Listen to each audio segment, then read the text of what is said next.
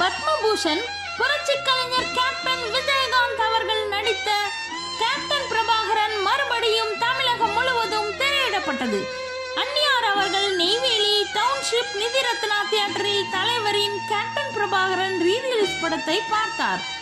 உடன் இளைய கேப்டன் விஜய் பிரபாகரன் அவர்களும் தளபதி கழக பொருளாளர் எல்.கே. சுதீஷ் அவர்களும் தலைமை நிலைய செயலாளர் ப. பார்த்தசாரதி அவர்களும் கடலூர் வடக்கு மாவட்ட கழக செயலாளர் ப. சிவக்கொழுந்து அவர்களும் பார்த்தனர்.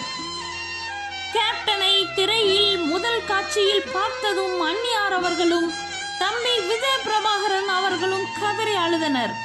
பார்ப்போர் மனதை கரைய செய்தது.